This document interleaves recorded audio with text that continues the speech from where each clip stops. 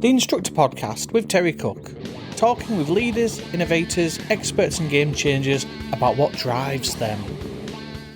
Welcome back to the Instructor podcast. As always, I am your splendid host, Terry Cook. I'm delighted to be even more delighted that you have chosen to listen, because in this third episode of the In Conversation series with Lee Jowett, we take a step back and look at the state of the driving industry as a whole. Not just where it's doing well, but where it's struggling, where it feels broken, where it feels hopeful, and whether we're genuinely at a turning point or just circling the same conversations. Now, this episode is honest, reflective, and at times uncomfortable. There's frustration, optimism, and a lot of questioning. Not for the sake of it, but because if we don't ask these questions, nothing will ever change. Now, as always with this series, this is a long-form conversation. There's no rush, there's no easy answers, just two people trying to make sense of where we are and where we might be heading. So, a quick reminder before we dive in. These In Conversation series episodes are released early and ad-free for the Instructor Podcast Premium members, what many of you may know internally as IPP. Now, this is where those deeper discussions live alongside exclusive sessions, expert insights, and a community that's interested in more than just passing the next test. So with that said, let's get into episode 3, The State of the Industry, with Lee Jowett. Lee Jowett, what is the state of the industry? Oh, you've thrown a grenade in at me. If I'm I'm not here to not be blatantly honest. You've not asked me to come on this and not be honest. So I think it's in a poor state. I don't think it's in a good state. I think it's at a point where we maybe kind of getting to a crossroads. And if something doesn't change, it could go quite badly the wrong way. I think things are in place for it to go in a better way. But I think from top to bottom, I think something needs to be sort of getting a grip of.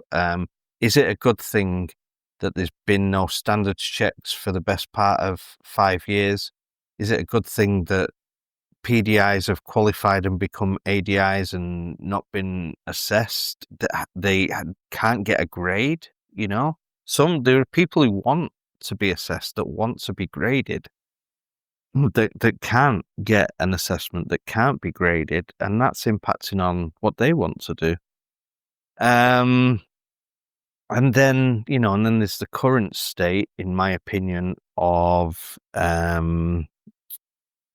training as a result of testing, again, from kind of top to bottom. And I do think there are good things there. I do think that there are elements within the industry that put us in a position to look at things really positively. I look at the PDIs that I see, and newly qualified ADIs, and some of their, even just before they've even qualified, their mindset about the hunger, the thirst for knowing and understanding more. I don't think we've ever kind of found, however that's happened, and I do think it's it's a result of multiple things, such as the Instructor podcast that people are finding really early on in the journey, that are sort of pushing them to sort of find out more about things that they don't know. But there's good and bad. I think when I look at people coming into the industry and the percentage of people coming in, I don't think that when you look at it in maybe 10 years from now, we'll be in a state where only about 5 to 10% of instructors are doing CPD, because that's not what I'm seeing from people that are coming into the industry at this point. So I think that percentage will increase, which then pushes It pushes the scale really for the quality of lessons that will be delivered to the pupils. But I think on the other end of the scale, I don't think training's in a great place. I don't think the process for qualification is in any way close to what it needs to be now. I think that really needs looking at. And I think there are other elements as well, that people's use of social media. I think, again, there's good and bad, but you could largely be looking at various ends of the scale and quite tipped towards the ends of the scale rather than sitting sort of in the middle of the scale. And yes, and I shouldn't forget, because it's easy for me to forget given I don't teach learners anymore, but the current state of the industry in relation to learner driver tests and where that puts people and the pressure that generates for driving instructors can't be good. They can't be good, but good and bad, because it's given the platform for this industry to finally start charging what I consider to be reasonable prices for tuition, which we, in my experience, we were never able to do. And so, on one hand, you've got the fact that we're finally not having to kill ourselves in a car for 40 hours a week to actually make some money. But it must be very difficult to manage that expectation, that disappointment of being unsuccessful, and just the entire process from start to finish must be so much more pressure now. So you started off by saying that the industry is in a poor state. What is your biggest concern? What is my biggest concern? I don't have to whittle this through my mind, so I'll try and speak while I'm doing it. I feel like driving instructors in general are doing a good enough job of developing the pupil's skill and knowledge. So I don't have concerns about that per se. There will be the exceptions, of course, but I think, so in general, I think that side of it, which is a very, very important part of the role of a driving instructor, it's the majority of what we do. So, so that side of it, okay. I think training, I have big concerns about training, or a proportion of training, that is given. I always say, in CPDIs, what they've got, what they're being trained, they need. It's not unnecessary. So no one's being trained something they don't need, but it's nowhere near enough.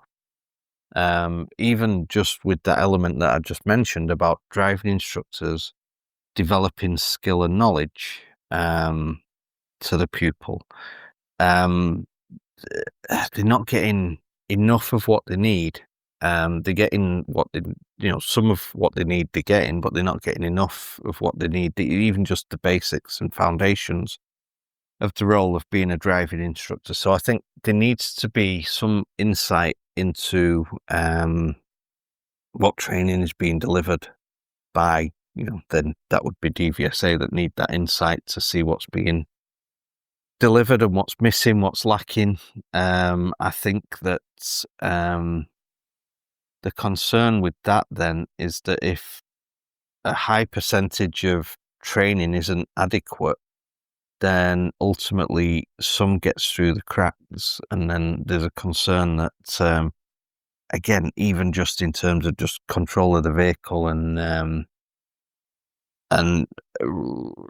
navigating it through traffic, that what I've said about, not having a concern about that side of it could then become a concern if enough gets through the cracks. I think the qualification process, whether it's something that concerns me is another matter, because I think as it is, people still get through who go on to be really, really brilliant at what they do.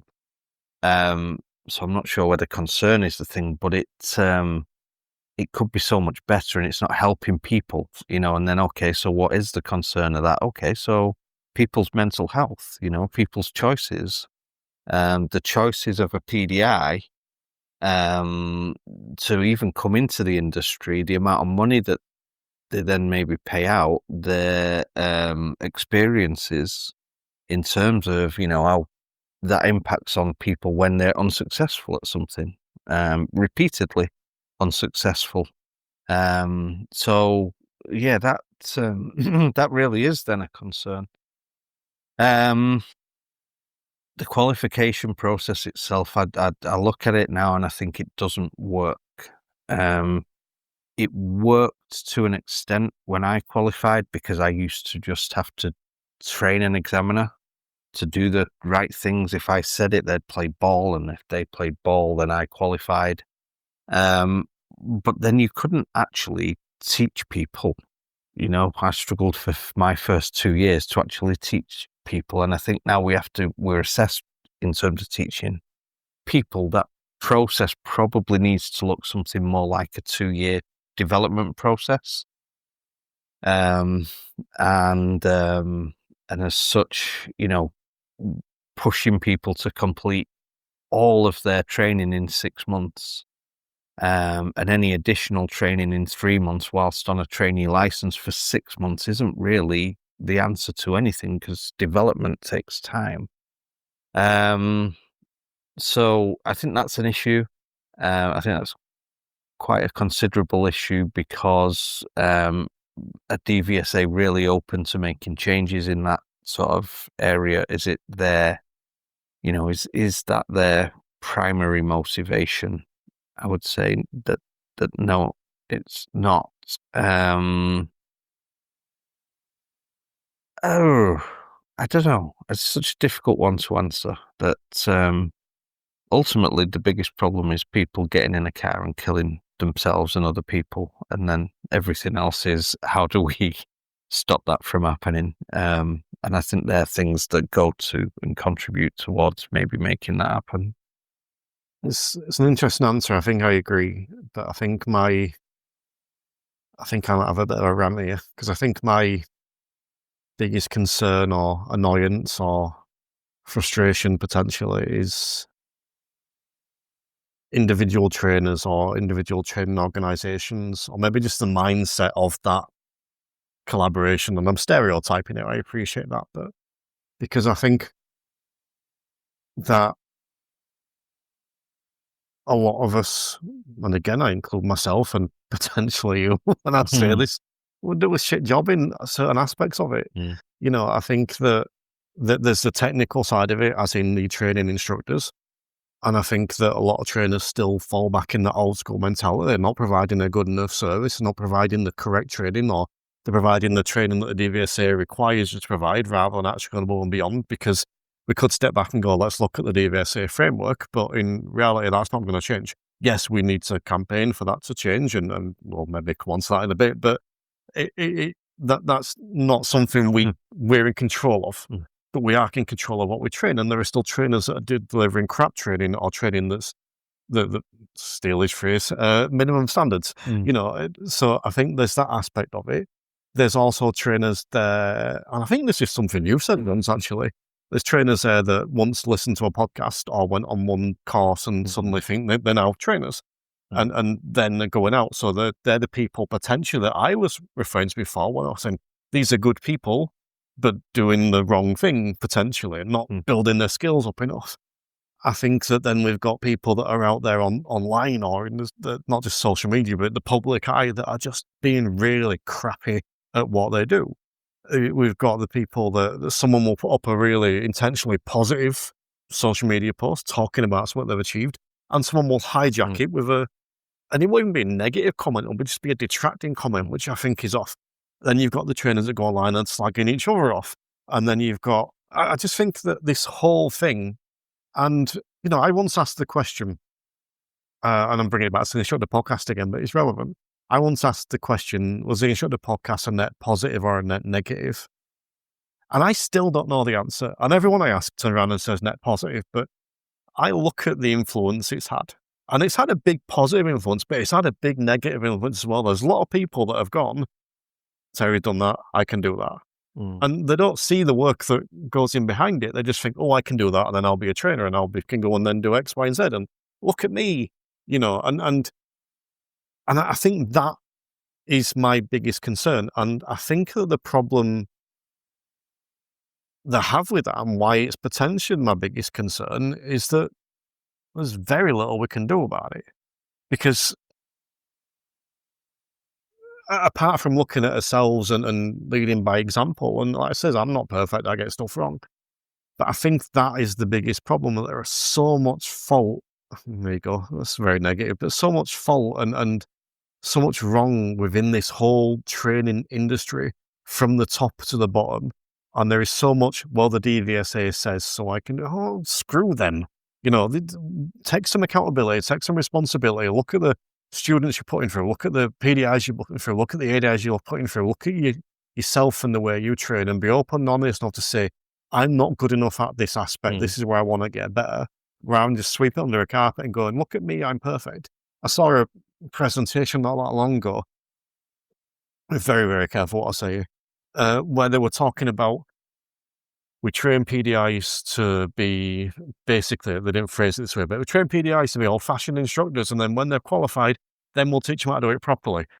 You don't do that. But there's people there nodding along, and there was a PDI that come out to me after that and said, I feel crap, I feel that's not what I want to do, I want to get good, and I'm like, no, this isn't what we do. And then even beyond that, we've got, I'm not going down that road. But yeah, that is my being the bonnet. That is my biggest concern. And I think that is the single biggest problem in this industry, the combination of the trainers and the training organizations. Okay. So, so I can then just come in and off the back of you saying that trainers and training and and then it's not me saying that. So that's great. That leaves me free to say whatever. I don't. The Instructor podcast finishing. Yeah. I don't disagree. It's a huge problem.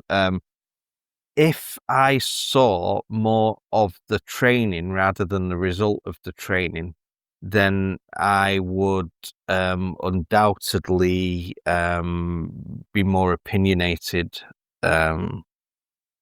on it, and I have very little doubt that opinion would be negative. I see very little of the actual training is the issue, so it's very hard to pass judgment on the training when you're not seeing it. But what I see is huge gaps in what should be delivered. Why? Because I say so? No, because the fundamental skills. You cannot be a driving instructor without a set of eyes. It doesn't work. We don't have blind driving instructors. The thing with it is you need to know what to do with your eyes. You need to know where you need to look, and that isn't often part of people's, fundamental training. And it surprises me and shocks me in equal measure, but it absolutely is the case, because it's not one person, it's almost everybody when I see them. And what are they being trained? What I was trained, the junctions, the topics, MSPSL and levels of instruction. And the only thing that's really different is with a very low level of communication, so it doesn't work. What do you want to do today? Do you want me to help you with that? No, I'll try it myself. Okay, let's put my seatbelt on.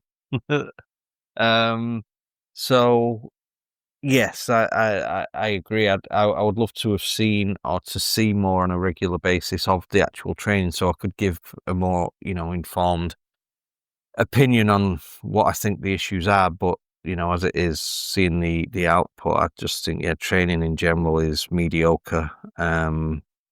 But fortunately, though, on the flip side, and for whatever the reasons, but I'm seeing just such a higher percentage of PDIs coming out now with, where can I get more information? What what can I do to develop?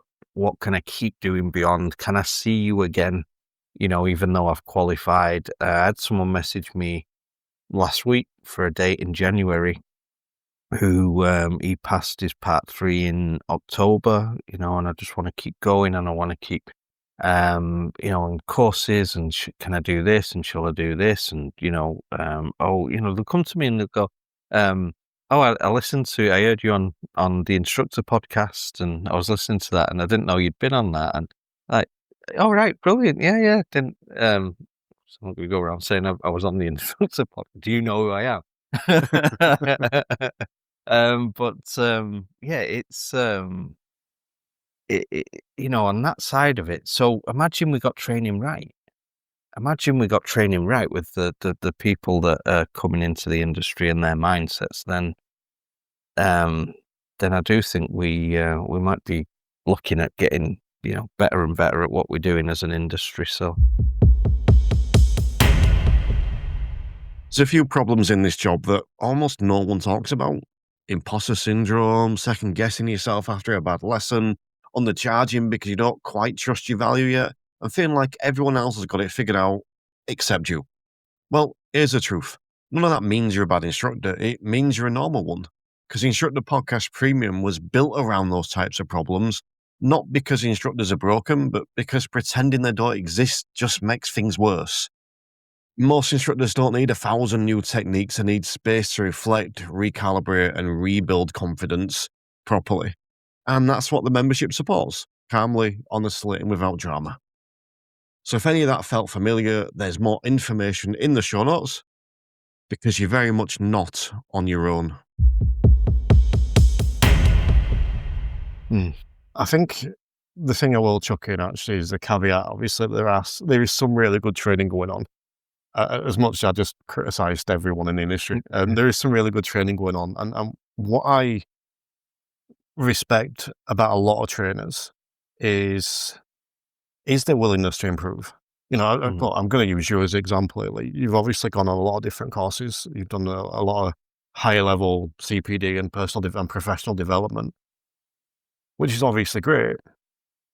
But even you were in my membership, and I look at, this is something I'm really, really proud of when I look at my membership, the fact that I've got the likes of you and Phil Cowley and Stuart Lockery and Diana Todd and Emma Cottington, these people that I've got, and it's not because it's my membership, it's just that's the one I can talk about, because you can gain something from that. You're not just going, no one else in this industry can teach me anything. You're going, I can pick stuff up from over here. And I love that. I really, and again, not because it's my membership, but that's obviously where I see the people. So any membership that another trainer is in, I think is credit to that trainer and credit to that membership. And I love it when I get trainers, especially newer ones, or people just starting out with it, that reach out to me and say, I'm struggling, or that reach out to me and say, I'm not doing a good job. And in truth, they are. They're just not where they want to be yet. I can remember saying to you specifically earlier on this year sometime that I hope that when I do my 1,000th training session with an instructor, it's better than the 999th. Because I do want it to, and it won't always, it'll go up and down, but I want I want to improve. I don't want to rest on those laurels. And I think that's probably maybe the thing that concerns me the most is the people that rest on the laurels, the people that, not just the training, but the people that sit on their high horse and complain about everyone else, which is what I've just done, without offering solution, without offering ideas, without like I think we mentioned before at some point, without looking back and going, we struggled with this. I did an episode with Bob Morton once talking about the things Bob struggled with. And it's one of our best ever episodes because people are going, Bob struggled? And how does that happen? Because, so there will be some trainers out there that, through intention or otherwise, are put on a pedestal. It's like, we don't realise that these people had to learn too and had to struggle too. But I think the other thing, maybe this is sort of going back on what I said slightly, which isn't my intention, but you touched on it, the idea of people not learning what they need to learn. I think there's an element as well of, I think some trainers use that as a way to make themselves look good. Because you cannot learn everything. It's impossible. Otherwise, you wouldn't need any CPD. There wouldn't be any CPD ever if you learned everything. But I'll see some people go online and say, "Oh, I just got a PDI and they didn't know this thing," and I'm thinking maybe they don't know it yet, or do they need to know it? And some cases they will do. There's obviously some stuff you have to know, but do they need to know that? Is that something they could get away with for now? Is that or you just use this as an excuse to make yourself look good by belittling someone else? And I think that is probably my bigger concern more than the actual training, because I think that in itself brings about negative training. So it's that example that we're leading. I go back to that again, but maybe that's, like I say, that's the biggest negative. And you did give them before, you did give some positives, but let's not dwell on the negatives too long. Because if we talk about the state of the industry, give me, what's your biggest thing that you're happy about in the instructing? You're coming to end of 2025 now. What's making Lee Jowett happy in this industry? What people are doing. I think there's a lot of people out there doing really good things, and I think I've already said it, but the actual intention of newly qualified driving instructors to just continually be better. I think there's been some, I don't want to keep plugging the Instructor podcast because it is the Instructor podcast, but like having, you just mentioned having, for example, Bob Morton go on to something that people can access and give them wisdom, but also give them, listen, I struggled, this happened for me. This was my issue here. And helping people see that it's normal to struggle. It's not, you don't just pick something up and instantly become really good at it. It takes time. It's motivating for people to see that, because it's dead easy to pick something up, have a go at it and go, I can't do that, so I'm never doing it again. Seeing, other people and stuff being there for people to consume, Bright Coaching and what Stuart's doing, and Kevin Tracy, and Neil and Kev as well, with what they're doing, in terms of qualifications, to clear up where I'm going with that. And then there are people coming into the industry that are coming in with a mindset that that's something that they will do, even if they're not doing it today, they'll do it at some point in the future. So I think they're the areas that I look at and go, we're in a really good place there. People are putting really good things together, and people are coming in with the right mindset to take these things on board. I think that gives us great hope. Do I think there's anything else that I think? Well, do you know what? I'll just touch on that actually, because I think that is, I think that's exactly my positive. It's the opposite to my negative. My negative is the frustration of the attitudes of some people. My positive is the pleasure of the enthusiasm and attitudes of some people. You've mentioned there, but I went to the IMTD and I've taken along Andy Sinker, Emma Fonnelland, Norwegian Emma, and Les Hopkinson, and they're loving it. And obviously I've got a connection with these people, so I get to see them, and it's like, this is so rewarding for me to see. Just, it's nothing to do with me in IMTD. I'm a member, but I have nothing to do with what they do. So to go down there and take people there and see them get so much from it, especially Emma, bless her, I've never seen anyone as excited.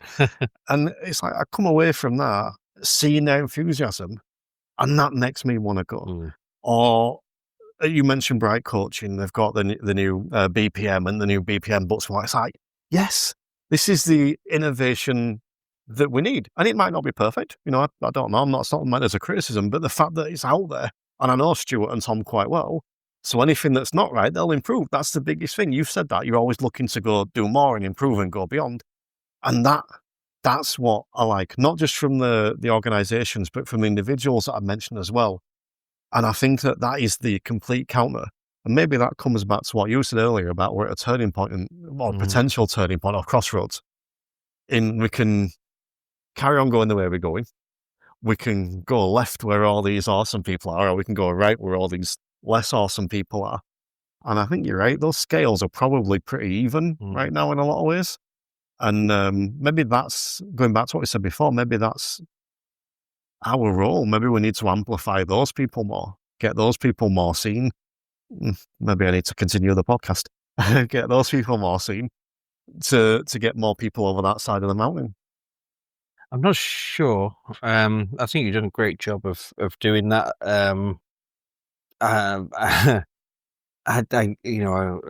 Well, we've already discussed whether people have heard that already when they hear this is another matter. But we've already discussed the podcast and your plans. But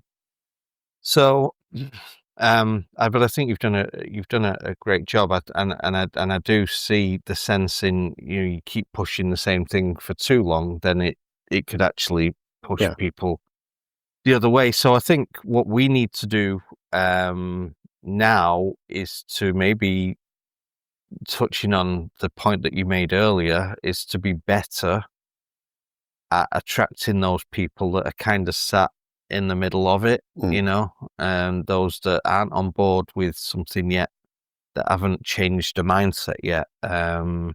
Probably, if anything's going to take us one way or another at that crossroad, it's going to be our ability to do that. So that's a thinker.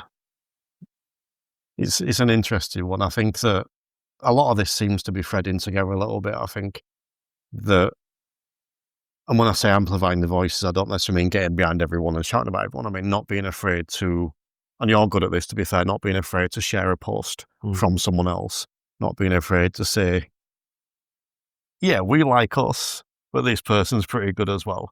Not being afraid to do that. But when we step back away from that, what else is, don't have to be good or bad, but what else is standing out for you about the industry right now? Oh, you have to give me a minute to think. I have to process that. I'm going to give a shout out then to Intelligent Instructor, and the work that they do. I think that's it's such a, when I talk about it, I'm talking about the convention and I'm talking about the conference and the work they do in between those as well, and their online content, which we are knowledgeable, me and Mick,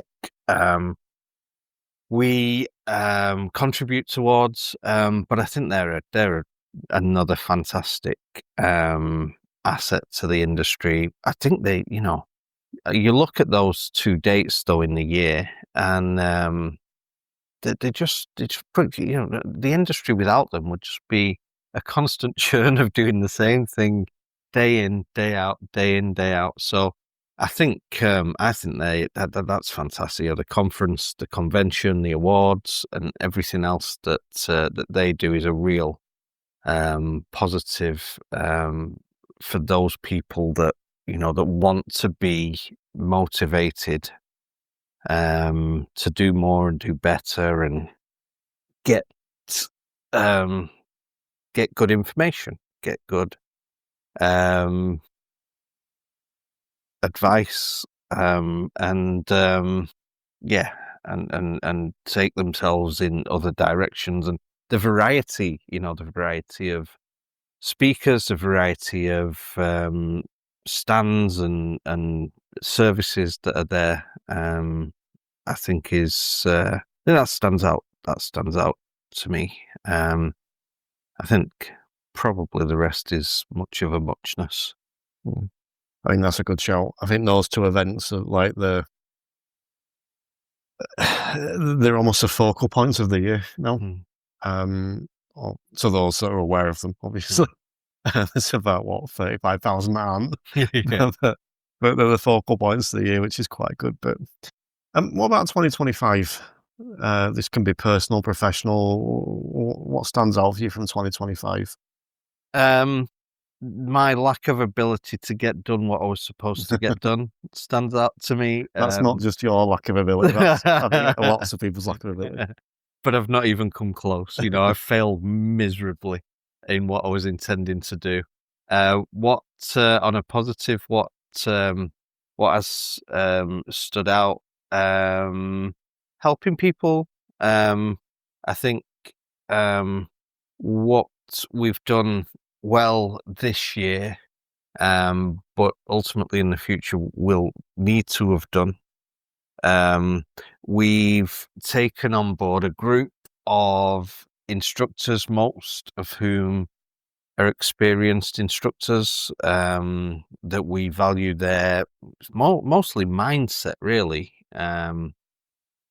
So the likes of Nikki Binns, Charlotte Williams, Stefan Solomenka, Gordon Latto, Hugh Davis, Penny Alexander,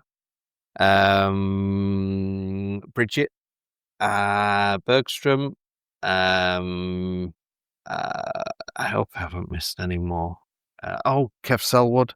But these are people that we know, trust, understand, that share our ethos. There are a couple of people that are there that are development projects, because we believe in them and what they can be in the future. But they're going to, through training and development with us, they're going to then deliver some of our content, or more of our content. Some have already started, and so because what I want to do now is a lot like what Try Coaching did for me and many others, is to give instructors a platform to develop their own knowledge, understanding, and skill set, and help them to become good quality trainers, delivering good quality content based on the knowledge and their developed understanding.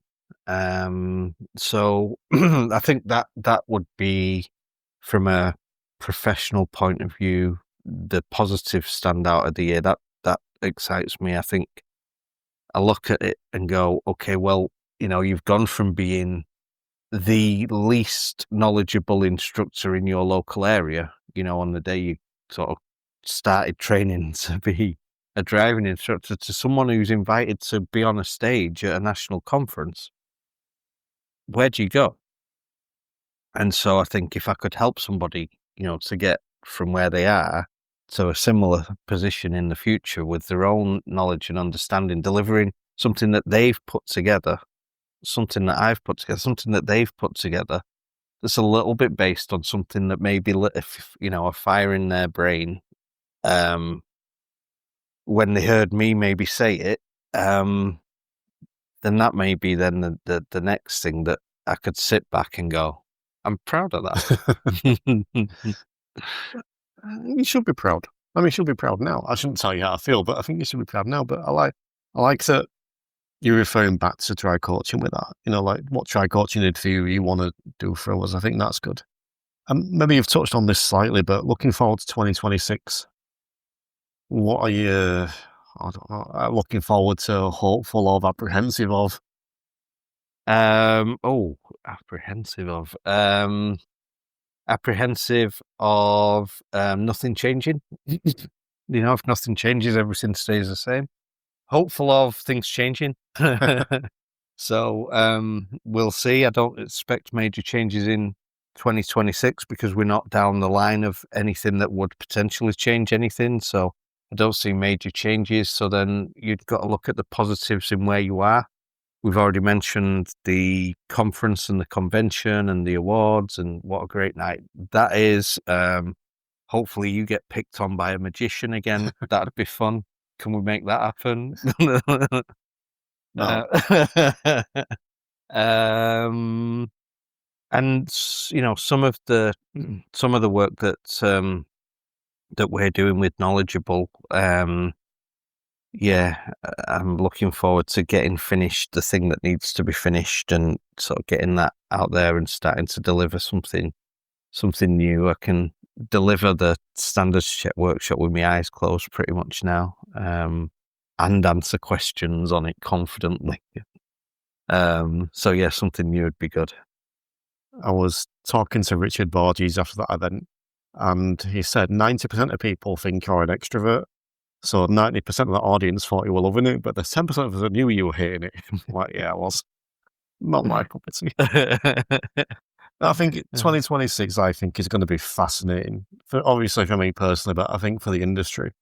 I said it about this year, 2025, and I think it has been a really interesting year.